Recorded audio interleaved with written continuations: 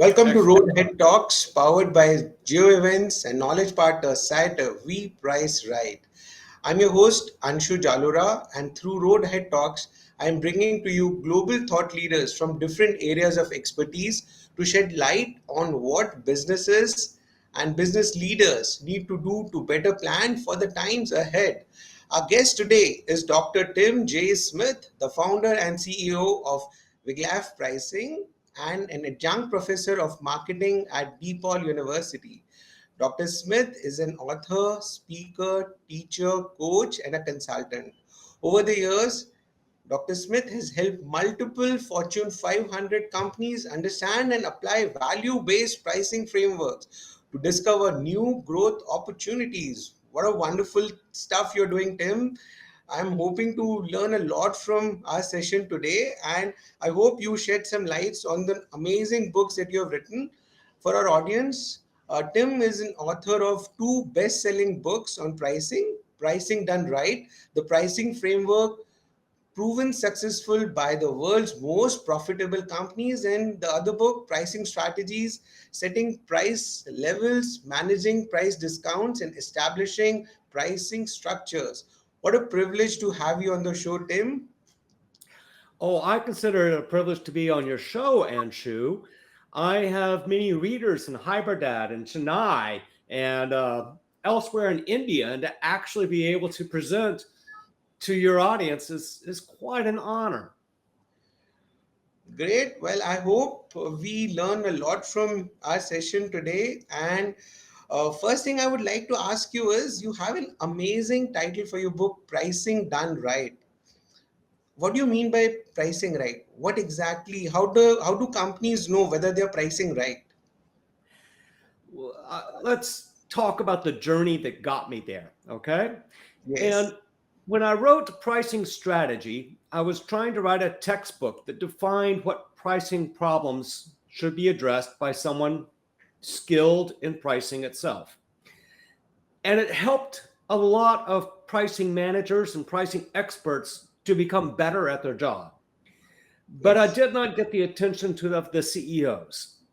So I decided to write Pricing Done Right because it's not enough to have a skilled person in pricing if that person has no decision making authority. And the question I was asking in Pricing Done Right is, how do you organize the company so that the decisions regarding pricing are enacted and enabled to be done with more accuracy, with more reliability, with more predictability? So that was the question I was trying to ask, and I was asking it from a CEO perspective.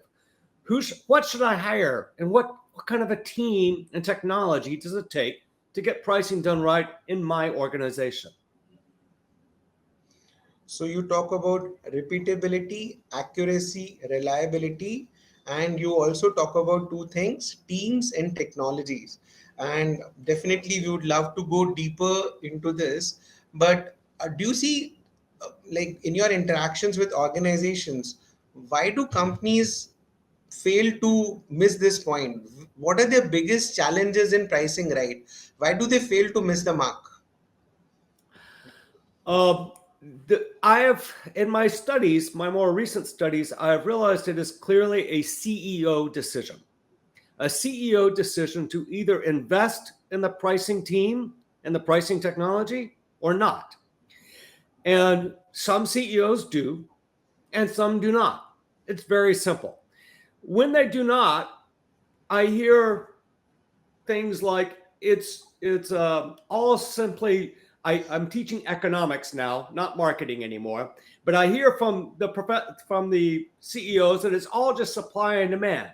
It's all a commodity and supply and demand, and simply the market will take care of it. It's not an executive decision. So they've advocated responsibility over pricing, which makes no sense unless you're selling commodities like oil and wheat. But if you're selling a differentiated good, which almost every company is, you're Yes. not working in perfect competition. You're working in monopolistic competition. And in monopolistic competition, you actually have a decision to make. So that was that one error. They just assumed that it's solved by marketing, supply and demand. Or they assume that a manager is enough. We don't need to actually have this brought up. Or they say that product management will set the price, sales will go ahead and provide the discounts, and accounting will simply keep the score. And somehow this will work. But there's nobody tying it together. And by not having that glue, that capability, by not treating pricing as an actual decision that can make money, they squander money and they throw it out the door. And I see this repeatedly in company after company. And I notice in your book, one of the chapter has a title, Embedding a Culture of Value-Based Pricing. So it almost seems that it's not just a mathematical decision on applying value-based pricing, but it is more of an organization's culture. And uh, I would like to hear your thoughts on this. How is it beyond just number computations? Are there other approaches to pricing that companies find easy and simple, and they resort to easy and simple rather than the right? Well, the easy and simple are they're workable. They're part of. Let me try to approach this in a different angle. Okay. When I say value-based pricing, all I'm saying is that the price I get is proportionate to the value I deliver. If I deliver more benefits, I can get a higher price. If I deliver fewer benefits, I get a lower price. That's simple. Now, there are other methods that people might contrast with value-based pricing, but they're actually not contrasting. They're the beginning parts of it. For instance, cost plus pricing. You have a cost, you add on the margin. Perfectly fine idea. Who decides what that margin will be? Aha, that is determined by the value being delivered. See, all it is simply asking the next question. Or the other approach that I hear, competition-based pricing. I know my competition, I want to be at the same. What you're basically saying is that I'm not better, I'm not worse, I'm equal. And therefore, the value I'm delivering is the same as my competition, and my value-based pricing says price at the same point. So value-based pricing is not in contrast with these things. It's just the next level of questioning. What am I delivering? How is that benefiting the customer? And then how do I extract a price proportionate to the value I'm delivering? That's the question we're asking. Is this That a was one difficult approach. So is this a difficult question to find an answer to within companies? It requires thought and sometimes research. And I put it in that order. I want to see the thinking before the research, not simply the market research without any thought. Because garbage in, garbage out, and that happens too often. That's right. That's right. Yes, you were telling us about other methods of pricing. Can you elaborate on Yeah. that? So I clarified value-based pricing compared to some other standard price setting mechanisms, but it also goes into your discounting and rebate management and price variance. Okay. I want to keep with that idea and then say there are 10 basic price structures that we can have. And all of them rely upon value-based pricing. Those 10 price structures include two-part tariff, your electric utility bill, tying arrangement, razors and handles, Yes. unit pricing, like a grocery store, versioning, good, better, best versioning, bundling, like Microsoft Office or Google Office. We have then subscriptions, SaaS pricing, which have been around since 1500s. Yield management or revenue management, which is common in the hospitality industry, very data intensive. You're more like managing fare classes than you are managing the price, but the price fits into the fare class. Then you have dynamic pricing or surge pricing, which sometimes work, but often it does not work well because while the price may surge up, the supply does not meet because you can't just surge supply that well. Then you also have pay what you want pricing, which does work in very limited settings, but it can work. Usually you have to have a relationship with the owner. And then finally, the 10th one is index-based pricing. And you see that a lot in chemical-based industries like agrochemicals or carpets, literally. You'll also see it in waste management. And each of these 10 pricing structures all go back to the basic question: what is the value I'm delivering? And then how do I extract it? Now, those 10 different pricing structures, each one is used in a different industry depending upon the conditions. And as I've clarified already, you can use them in combination with each other.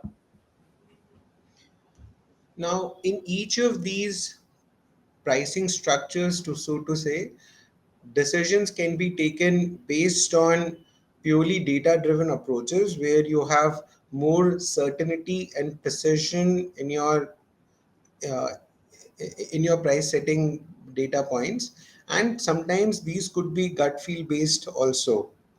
For example, if you're doing good, better, best pricing structure, how much premium you want to attach with your good product and how much premium you want to attach with your best product. Sometimes it's simple rule of thumb. This is how we did it last year, therefore this is how we should do it next year also. A lot of companies do that. And sometimes it can be data driven and technology driven also.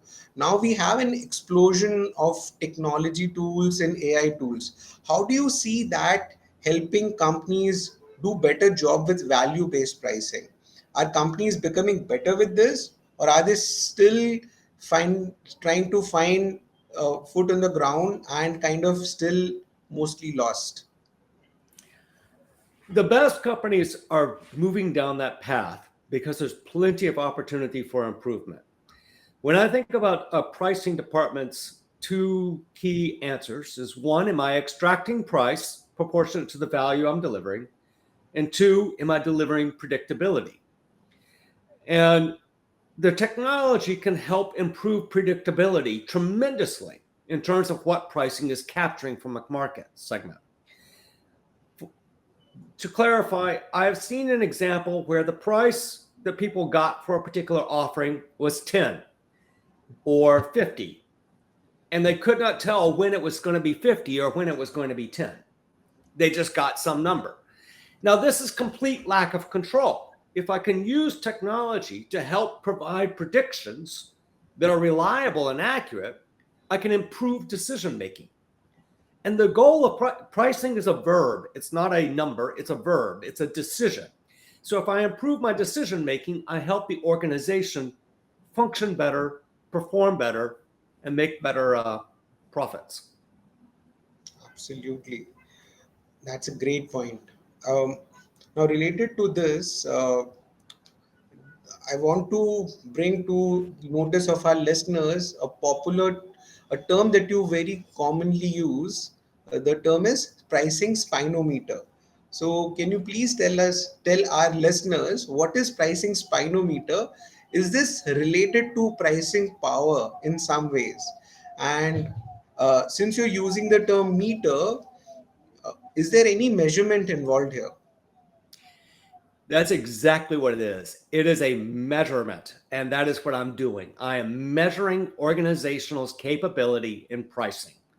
Do they have any vertebrae in their spineometer, or are they simply wet jellyfish kind of a thing?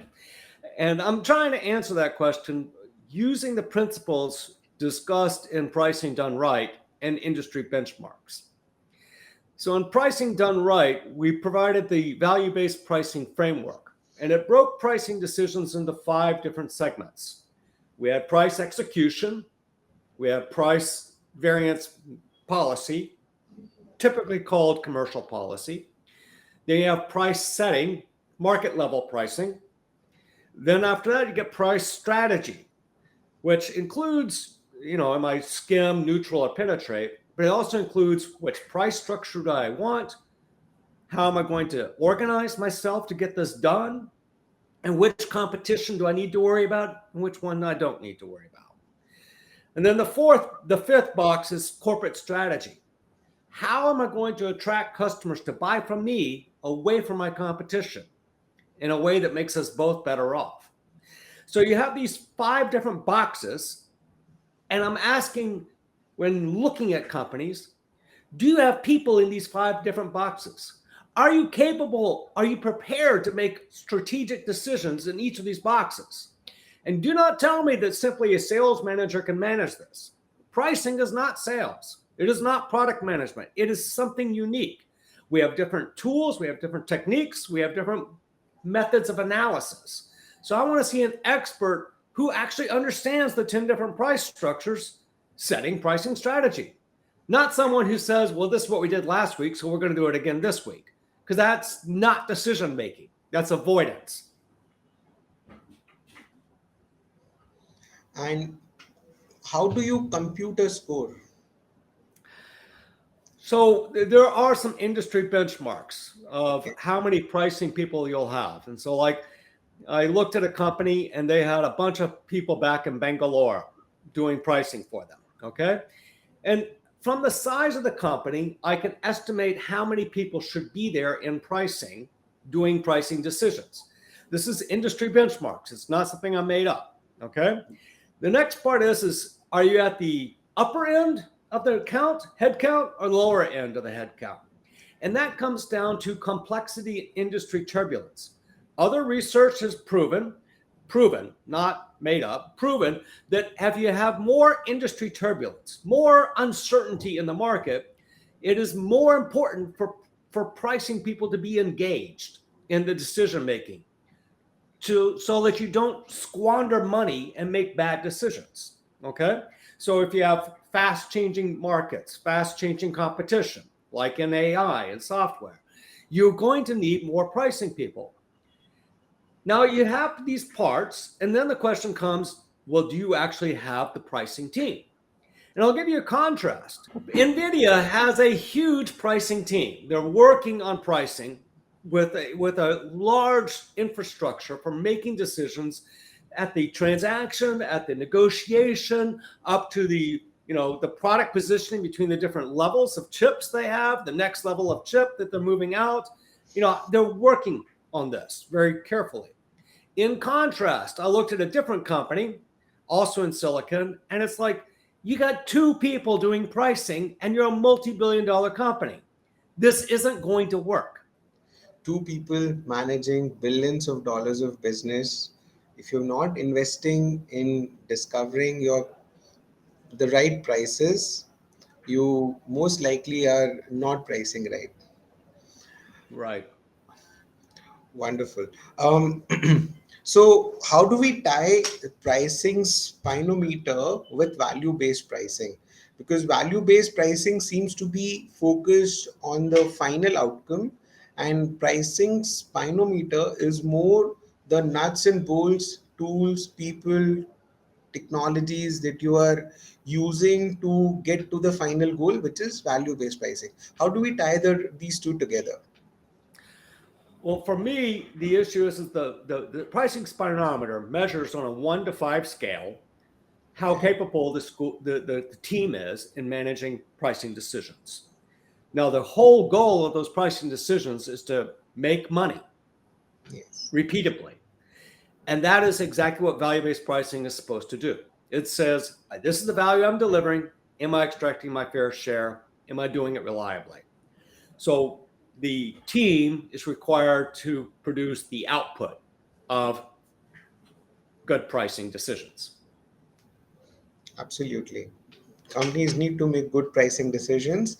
And for the benefit of our listeners, from the current recent market trends or innovations that you have come across, or any case studies that you have come across, would you like to share some interesting ones on value based pricing with our audience?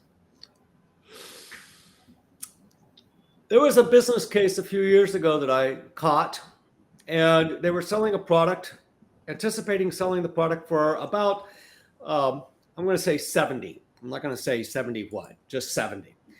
We conducted the research for them, starting with the questions. Well, what are you doing for your customers? how does this add value to those customers? And our research indicated they should not ask for 70, they should ask for 135. And they thought, well, this is crazy. We would only go up to maybe 80. We don't go up that high. So then we pulled out a method of analysis called conjoint analysis, requiring actual market research. It too said you should try for 135. And at this point, the client is just shocked and like, I can't do this. Now comes the organizational problem. The research, the data all said go towards this 135 number. The organization said, well, I'm not sure about that. They got there 3 years later. That meant that for 3 years, they didn't make as much money as they could have. They didn't have the organizational skills. They didn't trust that capability. When they made that decision, it added $60 million a year to the bottom line. 60 billion. So it's not like a small number. It is simply applying the techniques, but then having the organization to incorporate that and act on it. Amazing. $60 million a year. That's a huge number. And one thing you mentioned was in this particular example where the senior leadership was not confident. So, do companies uh, feel scared in doing value-based pricing? Do they get so much surprised? They resort to simple and easy to sell techniques rather than doing it right.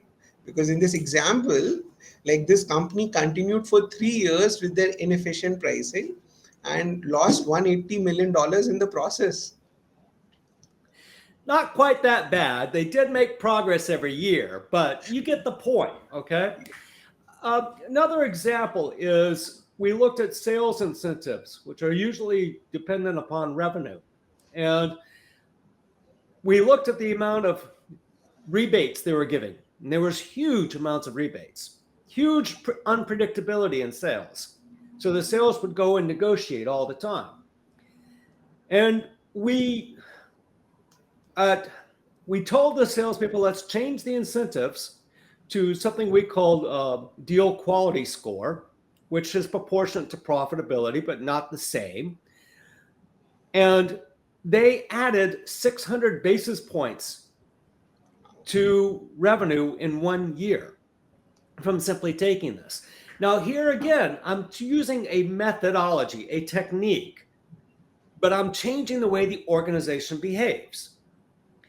Now, there were 10 sample companies in the same industry, just different geographies, that we tried to do something like this at.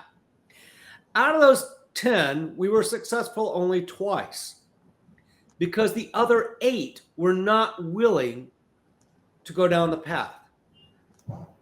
They did not have the organizational trust that more money could be made by following basic rules. So, does it make for a case of reducing human bias, human barriers, and human hurdles by making more use of technology for making pricing decisions and sticking to those pricing decisions because humans seem to overlook amazing opportunities that are waiting in front of them? Yes, and Shu. One of the great terms that we've developed in the past year is the idea of hallucinations coming out of a stochastic parrot. Okay. The technology is terrific, and we can even keep using it and moving forward and making better decisions. But it's not a technology alone problem. You also have to have the expert person who knows when it's hallucinating and knows when it's not. And so it's that combination of the two. Too often, what I see in organizations, they get the technology, but no one to use it, no one who understands it. So they get a number, they say, well, I don't trust it, and they throw it away. Well, the problem is that they needed both the person, the expert, and the technology to make progress. And the numbers I'm pointing out does not indicate a small amount of progress is made. Large amounts of progress are made, even in industries that are hundreds of years old. Tim, I would like to share with you an example from my own personal experience where giving control to price machines has helped tremendously. So, uh, this is a case where we were comparing pricing of bus tickets with pricing of airline tickets. And the general notion is that bus tickets should be priced significantly lower in comparison to airline tickets. And that's the general rule of thumb which is followed across. And if you ask any business executive, would they ever consider pricing their bus tickets higher than flights on the same route and same day of departure, booking also happening at the same time? People would laugh. They would say you have gone insane. And with some of our buses, we have actually seen this happen where our artificial intelligence algorithms have been successfully been able to charge prices higher than the prevailing airline prices, and uh, creating some amazing case studies of how we were grossly ignoring the additional value that bus journeys were bringing to the customers, and the negative value which was associated with airline travel, because in some specific cities the airport was located at a very inconvenient location. The travel time from the airport to the city was more than 1.5 hours, and very expensive also. And the buses were taking customers right next to the main business district, where they could just walk in straight to the hotels and save a lot of time and money in the process. And this was not obvious to begin with, but when we notice that yes, our machines are able to identify this pattern, this behavior, and this value added element of bus travel, we thought yes, it makes sense. But no, it was not done this way anytime in the history.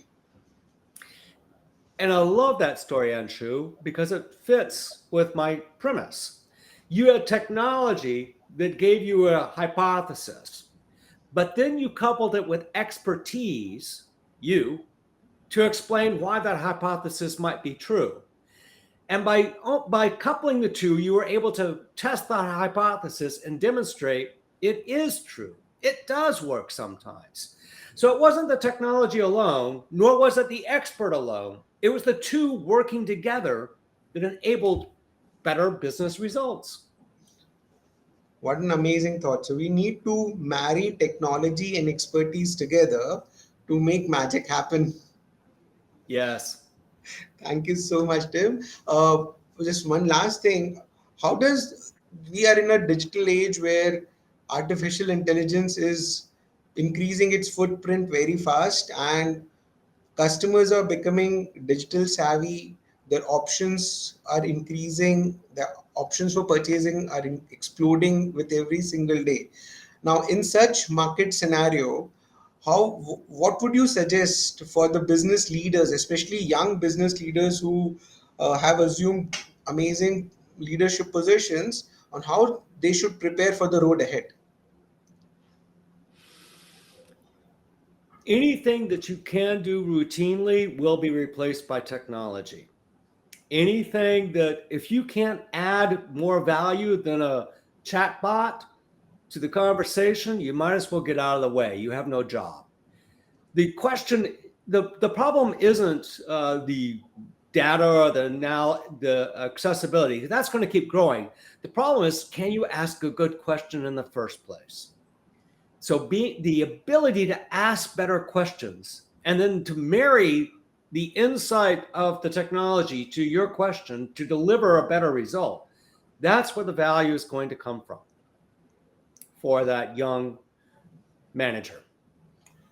Well, that's an amazing advice. If you are not coming up with better questions, if you are not experimenting enough, if you're not um, looking beyond the regular routine work, your work will be replaced by machines.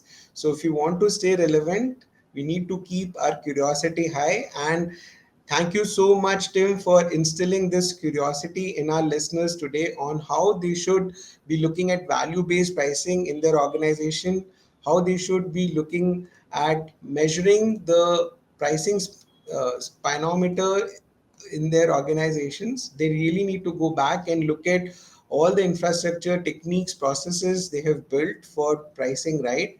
And I hope they have taken notes on the 10 amazing pricing approaches that they can apply in their businesses.